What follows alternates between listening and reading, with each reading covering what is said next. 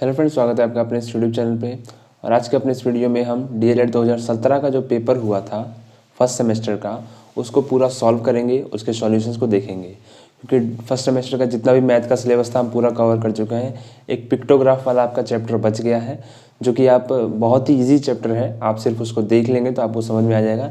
या फिर हम प्रीवियस ईयर जितने भी पेपर लगाएंगे उसमें हम एक क्वेश्चन तो डेफिनेटली आता ही है 2 नंबर का पिक्टोग्राफ से, तो हम वो सारे क्वेश्चंस देखते रहेंगे तो आपको वो इसमें ही प्रीवियस ईयर पेपर में ही समझ में आ जाएगा। ठीक है, तो उसके लिए अलग से चैप्टर को पढ़ाने की कोई ज़रूरत नहीं है। तो आज से हम जितने भी 2017, 18, 19, 20 जितने भी पेपर हुए हैं फर्स्ट सेमेस्टर के, उन सब का सॉल्यूशंस एकदम डिटेल में बताएंगे। तो आप सभी वीडियोस को देखिएगा, चैनल को सब्सक्राइब कर लीजिएगा ताकि आपके पास रोज़ का नोटिफिकेशन पहुंचे और आप जो प्रीवियस ईयर पेपर हुए हैं आज तक फर्स्ट सेमेस्टर के, उनको एनालिसिस कर पाएँ और देख पाएँ कि आपके पेपर में कैसे क्वेश्चंस पूछे जाते हैं और आपको कैसे क्वेश्चंस की तैयारी करनी है। कई बार out of the syllabus question आते हैं तो उन क्वेश्चंस को भी हम देखेंगे और उन क्वेश्चंस के लिए आपको तैयार रहना पड़ेगा, क्योंकि ऐसे क्वेश्चंस भी पूछ दिए जाते हैं। तो चलिए शुरू करते हैं। अगर आपको ये वीडियो जरूर अगर पसंद आता है तो अपने दोस्तों के साथ शेयर करना ना भूला कीजिए, क्योंकि एक टीचर की मेहनत जब ही सफल होती है जब उससे ज़्यादा से ज़्यादा लोग जुड़ते हैं, उसकी वीडियोस को लोग पसंद करते हैं। तो आप शेयर करना मत भूलिएगा, क्योंकि आपके लिए हम बहुत मेहनत कर रहे हैं, वीडियोस बनाते हैं और एक से क्वेश्चन ढूंढ के लाते हैं ताकि आप अच्छे से अच्छे नंबर गेन कर पाएँ अपने एग्ज़ाम में। तो हमसे ज़्यादा से ज़्यादा जुड़िए, सब्सक्राइब कीजिए, अभी तुरंत सब्सक्राइब कीजिए अगर आपने नहीं किया है तो, और चैनल वीडियो को लाइक कीजिएगा। चलिए शुरू करते हैं। देखिए, सबसे पहला क्वेश्चन हम देखते हैं, जो कि हम जानते हैं कि पहले 5 जो क्वेश्चन आते हैं वो ऑब्जेक्टिव आते हैं। ठीक है, उसमें पहला क्वेश्चन दिया हुआ है, एक संख्या दी हुई है 83 और 65। इसमें 3 का स्थानीय मान पूछ रहा है। तो जैसे कि स्थानीय मान जब हमने आपको पढ़ाया था तो हमने आपको बताया था कि स्थानीय मान हम यहाँ से देखना शुरू करते हैं। तो इसमें यदि हम देखें तो 5 का स्थानीय मान 5 होगा क्योंकि इकाई के अंक पे है। 6 का स्थानीय मान 60 होगा क्योंकि ये दहाई के अंक पे है।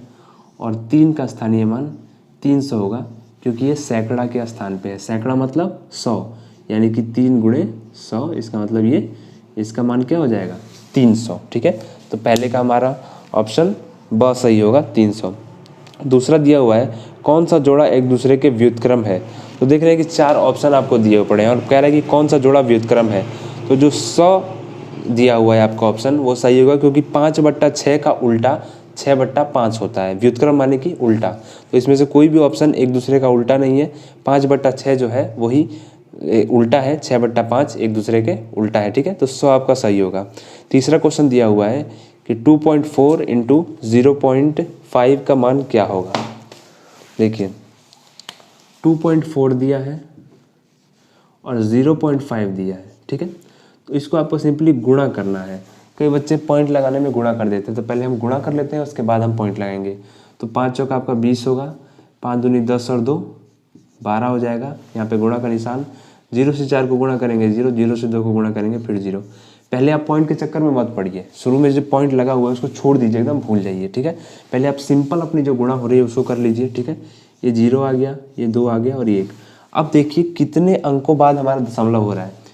यहाँ तो 1 अंक के बाद है और यहाँ 1 अंक के बाद है, तो टोटल कितने अंक के बाद हो गया 2 अंक के बाद। यहाँ से गिनिए 1 और 2, यहाँ पे लगा दीजिए, यानी कि ये 1.20 आपका आंसर सही होगा।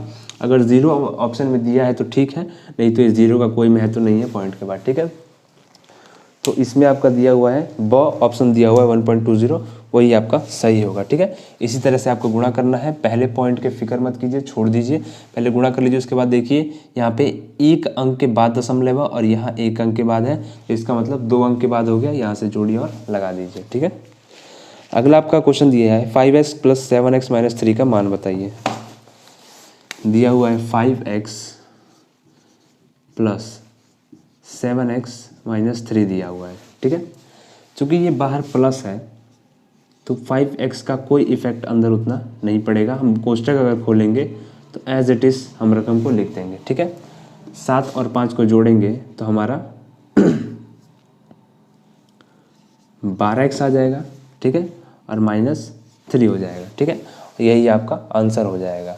सिंपली अगर यहाँ पे ये प्लस ना होके कुछ नहीं दिया होता, इसका मतलब यहाँ पे क्या है गुणा का निशान है, तब हम 5x को 7x से पहले गुणा करते, फिर 5x को 3 से गुणा करते तब अपना आंसर लिखते हैं। ठीक है, तो चूंकि यहाँ पे गुणा का निशान नहीं है, यहाँ पे प्लस का निशान है, तो कोई इसका इफेक्ट नहीं पड़ेगा, सिंपली हम जोड़ देंगे। ठीक है, तो आपका 100 आंसर दिया हुआ है 12x - 3। ठीक है, अगला दिया हुआ है 5वां सवाल कि निम्नलिखित में से बृहद कोण बताइए। तो हमने आपको अभी 2-3 क्लासेस पहले कोण के बारे में बताया था, तो हमने बृहद कोण की परिभाषा क्या बताई थी, जो कोण 180 डिग्री से अधिक हो और 360 से कम हो।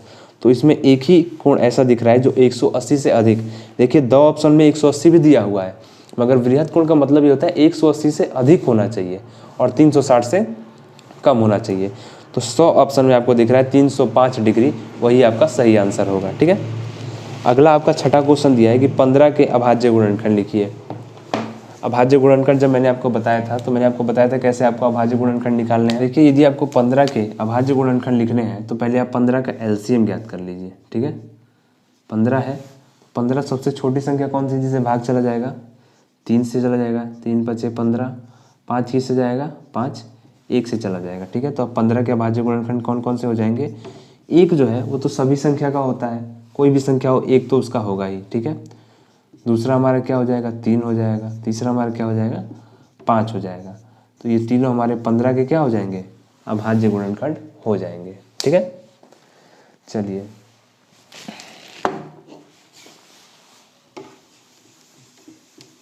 सातवां क्वेश्चन दिया हुआ है कि x - y में क्या जोड़ें कि योगफल 2x + y हो जाए।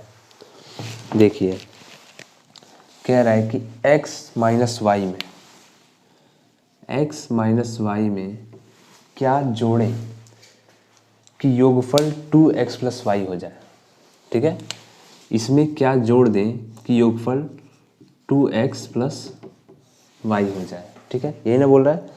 देखिए, जैसे अगर पूछा हुआ है कि 2 में हम क्या जोड़ें कि योगफल 4 हो जाए, या फिर पूछा हुआ है 5 में हम क्या जोड़ें कि योगफल 8 हो जाए। ठीक है, तो आप देख सकते हैं यदि 4 में से हम 2 को घटाएंगे तो हमारा 2 आएगा, और इसी 2 को यदि हम 2 में जोड़ दें तो हमारा 4 आ जाएगा। वैसे ही यदि 8 में से हम 5 को घटाएंगे तो हमारा क्या आएगा, 3 आएगा, और इसी 3 को यदि हम 5 में जोड़ देंगे तो हमारा क्या आ जाएगा, 8 आ जाएगा। इसी तरह से हम क्या करेंगे, 2x - y हमारा दिया + y हमारा दिया हुआ है, इसमें से हम क्या करेंगे, x - y को घटा देंगे। जैसे कि हम अभी तक क्या कर रहे थे, अपने योगफल से अपनी पहली संख्या को क्या कर रहे थे, घटा दे रहे थे, वैसे ही हम इसमें से इसको क्या करेंगे, घटा देंगे। ठीक है, तो हम कैसे घटाएंगे, पहले तो 2x + y दिया ही हुआ है, माइनस, जब बाहर माइनस का चिन्ह है तो ये माइनस हो जाएगा, ये माइनस है तो ये बाहर के चिन्ह माइनस की वजह से माइनस क्या होगा, प्लस हो जाएगा। ठीक है, अब 2x - x, 2x में से 1x घटा देंगे तो x हो जाएगा, y में से y जोड़ेंगे तो 2y हो जाएगा। यानी कि x - y में यदि हम x + 2y जोड़ दें तो हमारा योगफल क्या हो जाएगा, 2x + y हो जाएगा। ठीक है, कोई भी चीज़ आपको पूछी हो तो आप इसी मेथड का इस्तेमाल करके निकाल सकते हैं। अगर नहीं समझ में आए तो हम दोबारा समझा देते हैं। जैसे कि 2 में क्या जोड़ें कि योगफल 4 हो जाए, तो हम 4 में से 2 घटाएंगे तो हम देख रहे हैं 2 आ जाता है, और इसी 2 को हम यदि हम 2 में जोड़ दें तो हमारा 4 आ जाएगा। उसी तरह से कह रहे हैं कि x - y में से क्या जोड़ें कि हमारा योगफल 2x + y आ जाए, तो हम 2x + y में से x - y को घटा देंगे तो हमारा x + 2y आ जाएगा, जो कि यदि हम x - y में जोड़ें तो हमारा योगफल कितना आ जाएगा, 2x + y आ जाएगा। तो आई होप ये चीज़ आपको समझ में आई होगी। इसको आप नोट कर सकते हैं क्योंकि ऐसा एक सवाल पूछ ही दिया जाता है अक्सर। अगला क्वेश्चन देखिए क्या दिया हुआ है, 8वां नंबर, यदि किसी चतुर्भुज की चारों भुजाएं बराबर हो तथा प्रत्येक कोण 90 डिग्री का हो तो वह चतुर्भुज को क्या कहते हैं। तो जैसे कि हमने आपको बताया था कि एक ऐसा चतुर्भुज जिसकी चारों भुजाएं बराबर हो उसे हम क्या कहेंगे, वर्ग कहेंगे, और वर्ग का प्रत्येक कोण 90 डिग्री का होता है। ठीक है, तो इसका आंसर क्या हो जाएगा, वर्ग हो जाएगा। 9वां नंबर क्वेश्चन दिया हुआ है कि 2 संख्याओं का मौसा 16 तथा उनका गुणनफल 6400 है तो लसाअ ज्ञात कीजिए। देखिए कैसे सॉल्व करेंगे।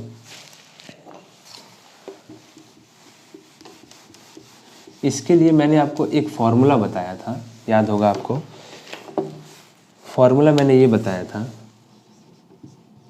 कि मौस गुणे लस इक्वल टू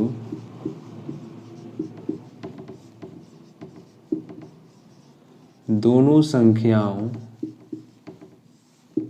का गुणनफल। ये फॉर्मूला मैंने आपको बताया था जब मैं आपको एलसीएम से पढ़ा रहा हूँ। तो इसमें दिया हुआ है मौसा हमारा दिया हुआ है, ठीक है, चूँकि 16 दिया हुआ है, लौसो हमसे पूछ रहा है और दोनों संख्याओं का गुणनफल क्या दिया हुआ है 6400 दिया है, ठीक है। एक्स हम इसको एज इट इज छोड़ देते हैं, यहाँ पे 16 गुणा में है, इधर जब इक्वल टू के इधर जाएगा तो 6400 का क्या हो जाएगा भाग में हो जाएगा।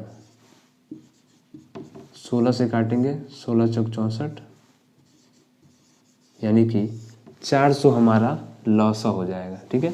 इसी मेथड से लौसा हो, मौसा हो या दोनों का गुणनफल हो, आप तीनों चीज़ें इससे निकाल सकते हैं, ठीक है। इसे आप नोट कर सकते हैं, या आप हमारी अगर लौसा मौसा को डिटेल में समझना है तो हमारी वो वीडियो जो लौसा मौसा वाली है वो आप चैनल पर जाके देख सकते हैं। हमने सब चीज़ की, मैथ की हो, बाल विकास की हो, शिक्षण अधिगम के सिद्धांत या जबकि जितने भी चैप्टर्स हैं सबकी प्लेलिस्ट बनाई हुई है। उस प्लेलिस्ट को आप जाइए, प्लेलिस्ट के सेक्शन में आप जाइए, चैनल पर जाके प्लेलिस्ट के सेक्शन में जाइए, वहाँ पे सब चीज़ की प्लेलिस्ट आपको मिल जाएंगी। हर तरह की हर प्लेलिस्ट में आपको उससे रिलेटेड सारे वीडियोस मिल जाएंगे, आप लाइन बाय लाइन देख सकते हैं।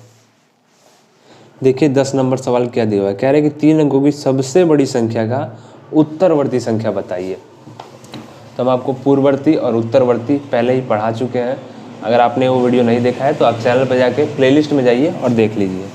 कह रहे हैं कि 3 अंकों की सबसे बड़ी प्राकृतिक संख्या।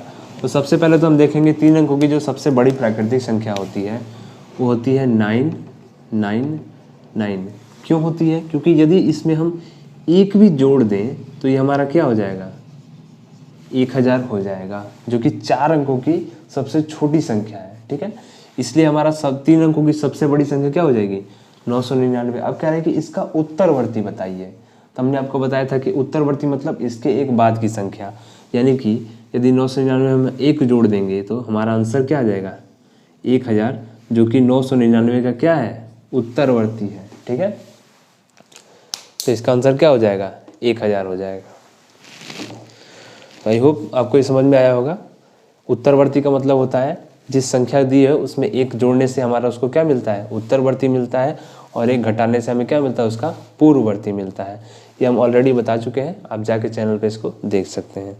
अगला 11वां क्वेश्चन कह रहा है कि 0.085 को प्रतिशत में बदलिए। कह रहा है कि 0.085 को प्रतिशत में बदलिए।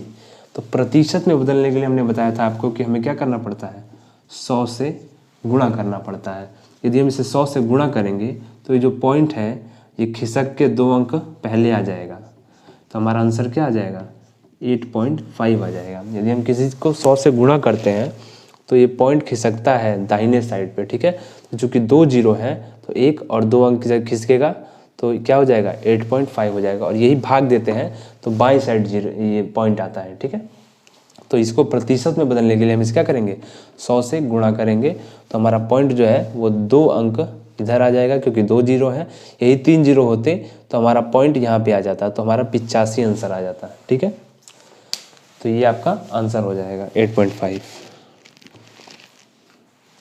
चूँकि हम इसे प्रतिशत में बदलना है तो 8.5% हो जाएगा। अगला 12वां आपका क्वेश्चन दिया है कि पटरी और प्रकार की सहायता से 90 डिग्री का कोण बनाइए। तो इसमें आपको बताना मुश्किल है, क्योंकि पटरी और प्रकार की सहायता से बनाना है तो आप खुद से इसको देखकर बना सकते हैं, ठीक है।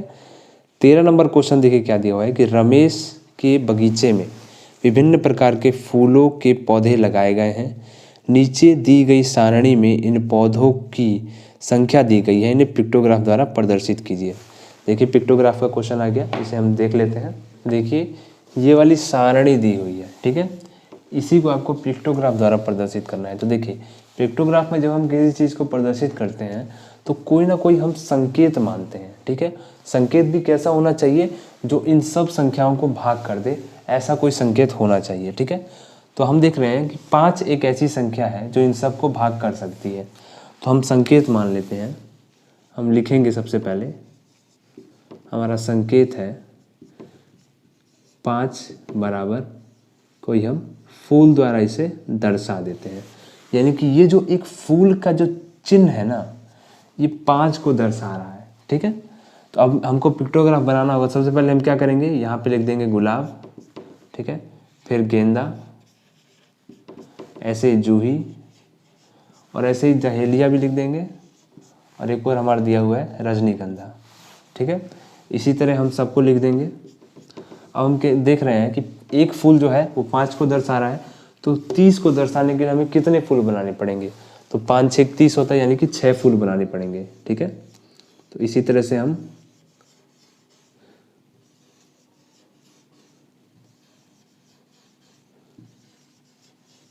5 और ये 6, 1 2 3 4 5 6, तो हमारा 6 फूल का मतलब हो गया। एक फूल का मतलब 5, दूसरे का 5, तीसरे का 5, ऐसे ही 5 6 30, यानी कि गुलाब का हमने 30 फूलों को ऐसे 5 फूलों के माध्यम 30 पौधों को हमने 5 फूलों के माध्यम से दर्शा दिया। ठीक है, इसी तरह पिक्टोग्राफ बनाते हैं। अब ये दिया हुआ है 25, तो 5 से अगर 25 को भाग देंगे तो कैसे जाएगा, 5 बार में जाएगा, तो यहाँ पे हम 5 फूल बना देंगे। इसको दर्शाना होगा तो 10 है, 5 और 5 10, यहाँ पे 2 फूल बना देंगे। 15 है तो 3 फूल बना देंगे। 45 है तो 5 नहीं 45, यहाँ पे हम 9 फूल बना देंगे। ठीक है, इसी तरह से हम पिक्टोग्राफ बनाते हैं। हम पूरा इसलिए नहीं बना रहे क्योंकि बहुत टाइम लग जाएगा और कोई मतलब नहीं है इसको बनाने का, क्योंकि हमने इसको आपको एक बना के समझा ही दिया है। ठीक है, इसलिए आप इसको ऐसे समझ सकते हैं।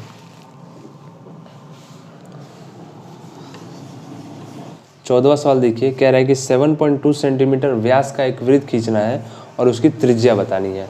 तो रही बात वृत्त खींचने की, तो आप एक स्केल लेंगे, उस पर 7.2 सेंटीमीटर नाप के आप उसके व्यास वाले वृत्त को खींच सकते हैं। रही बात इसकी त्रिज्या निकालने की, तो जैसा कि हम जानते हैं कि अगर ये एक वृत्त है, इसके केंद्र से होकर इसका व्यास जाएगा, और इस व्यास की टोटल लंबाई दे रखा है 7.2 सेंटीमीटर, और त्रिज्या पूछ रहा है। तो हम जानते हैं कि त्रिज्या जो होती है वो व्यास की आधी होती है, यानी कि 7.2 को जब हम 2 से भाग करेंगे तो हमारा 3.6 सेंटीमीटर इसकी क्या आ जाएगी, त्रिज्या आ जाएगी। त्रिज्या बराबर हमारी 3.6 सेंटीमीटर हमारा आंसर आ जाएगा। ठीक है, तो आप इस तरह से इसे निकाल सकते हैं, क्योंकि व्यास जो होता है वो त्रिज्या का 2 गुना होता है। ठीक है, तो जब हम त्रिज्या निकालेंगे तो व्यास का आधा कर देंगे तो हमारा आंसर आ जाएगा। अगला एक सवाल दिया हुआ है 15 सवाल, पार्श्व चित्र में आयत की भुजाएं दी गई हैं, आयत का परिमाप ज्ञात कीजिए। देखिए एक फिगर बना रखा है ऐसे आयत का,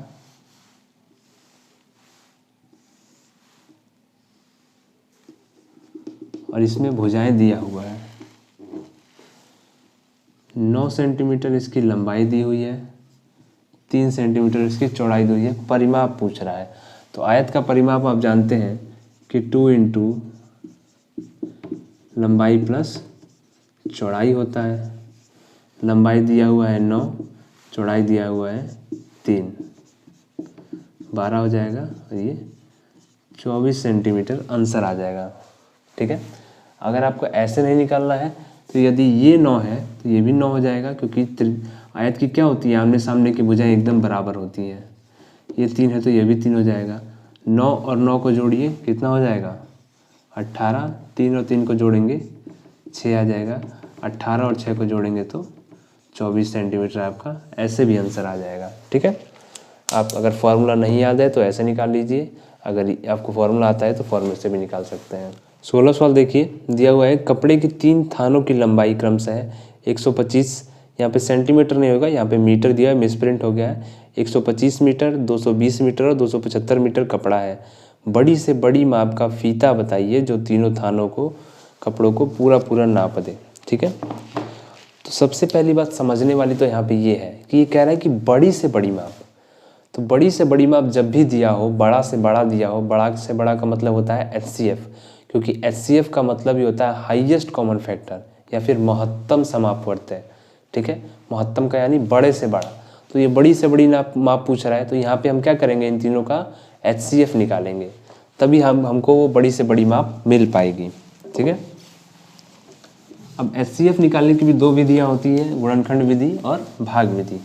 तो गुणनखंड विधि का इस्तेमाल आप तभी कीजिए जब अंक थोड़े छोटे दिए हों, और जब बड़े दिए हों तो आप भाग विधि का इस्तेमाल कीजिए। तो यहाँ पे चूंकि बड़े बड़े अंक दिए हुए हैं तो हम यहाँ पे भाग विधि का इस्तेमाल करेंगे। तो भाग विधि का इस्तेमाल करने में सबसे पहले हम ये देखते हैं कि सबसे छोटा अंक क्या है।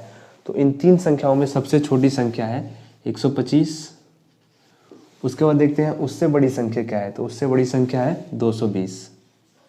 तो सबसे छोटी संख्या से उससे बड़ी छोटी संख्या को भाग दिया जाता है। तो 125 से हम 220 को भाग देंगे, एक बार में भाग देंगे 125।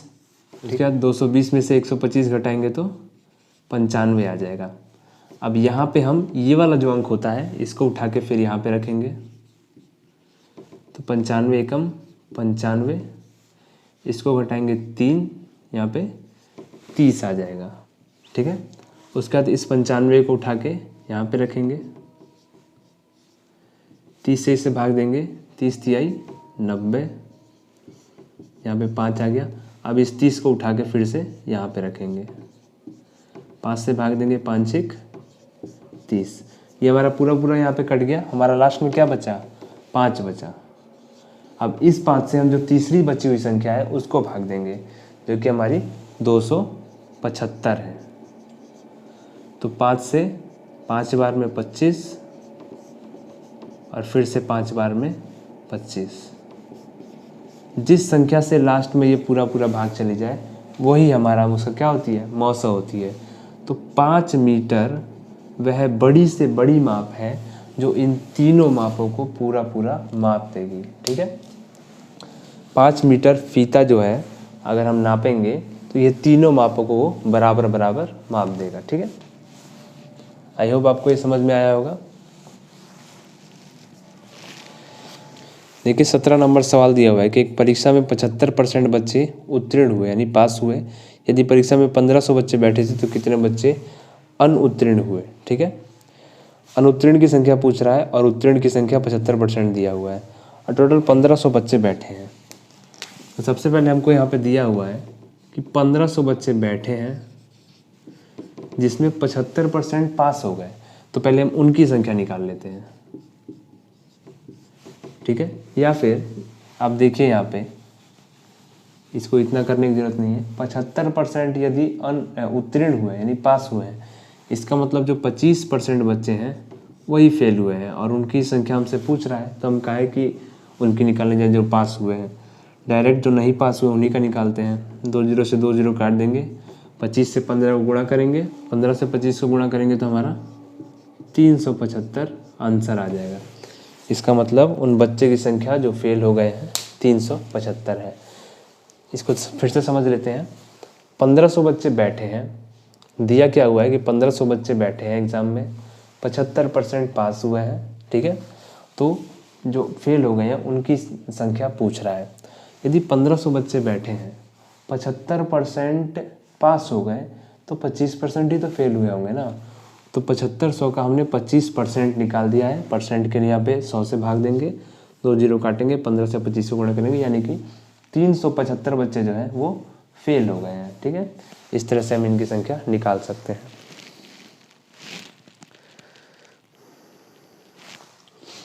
या फिर दूसरा तरीका ये है कि आप पहले जो पास हुए हैं बच्चे 75% उनकी संख्या निकालिए। 1500 का 75% जो भी आएगा उसको 1500 में से घटा देंगे तो आपका आंसर आ जाएगा कितने बच्चे फेल हुए हैं। या आप डायरेक्ट ऐसे भी निकाल सकते हैं। देखिए हमारा 18 नंबर क्वेश्चन मैंने यहाँ पे बोर्ड पे लिखा हुआ है। चूँकि ये एक बोर्ड मास का सवाल है और बोर्ड मास में आपको पहले ही पढ़ा चुका हूँ, तो इसको सवाल को आपको बहुत आसानी से बना भी सकते हैं। चलिए बनाते हैं। तो बोर्ड मास बढ़ाते समय मैंने आपको बताया था सबसे पहले हम भाग को सॉल्व करेंगे। ठीक है, चूँकि यहाँ पे कोई हमें ब्रैकेट नहीं दिया हुआ है, ठीक है, इसलिए हम सबसे पहले क्या सॉल्व करेंगे, भाग को सॉल्व करेंगे। अगर आपने बोर्ड मास वाला वीडियो नहीं देखा है तो आप जाके चैनल पे देख लीजिए उसे। इसको तो ऐसे कैसे छोड़ देंगे। अब 15 से जब 45 को भाग देंगे, देखिए यहाँ पे ये कैसे दिया है, 45 है भागे 15 है, तो 15 से काटेंगे तो 15 तो ये 45, और ये माइनस से माइनस भी कट जाएगा, ठीक है। तो यहाँ पे हम 15 से जब इसको भाग देंगे तो हमारा क्या आएगा, 3 आएगा। चूँकि यहाँ पे माइनस ऑलरेडी है तो ये तो रहेगा ही, यहाँ पे प्लस है। अब 5 से 3 को हम गुणा करेंगे तो 15 आएगा, मगर किसका 15 आएगा, यहाँ पे चूँकि माइनस है तो माइनस का 15 आएगा, ठीक है। हमारा बच का गया 5 बच गया, 3 बच गया और 15 बच गया। अब माइनस माइनस है तो क्या करेंगे, माइनस माइनस प्लस होता है, हम जोड़ते हैं। तो 15 और 5 20 और 3 23 हमारा आंसर आ जाएगा, मगर माइनस का 23 आएगा क्योंकि ये सारे चिन्ह यहाँ पे माइनस के हैं तो माइनस तो रहेगा ही। माइनस माइनस भले प्लस होता है मगर चिन्ह माइनस का जरूर लगता है, ठीक है। तो ये था आपका पूरा 2017 का जो आपका पेपर आया था, बहुत ही इजी पेपर था। और देखा आपने, बहुत ही ऐसा ही पेपर आता है, लगभग 75 से 80% पेपर बहुत आसान आता है। 20% पेपर आपका ऐसा आता है जो आउट ऑफ द सिलेबस होता है, या कुछ ऐसे क्वेश्चंस होते हैं जो बहुत डिफ़िकल्ट होते हैं। तो 80% के लिए आपको घबराने की ज़रूरत नहीं है, और 20% से आप घबराएंगे नहीं, ठीक है। तो आप बहुत ही ईजिली इस पेपर को निकाल ले जाएंगे यदि आपने हमारी सारी वीडियो जितना भी हमने पढ़ाया है उनको देखा है, समझा है, नोट्स बनाए हैं, अपने आपके दिमाग में है वो सारे मेथड्स और फार्मूले, तो आप बहुत ही ईजिली इसको निकाल ले जाएंगे।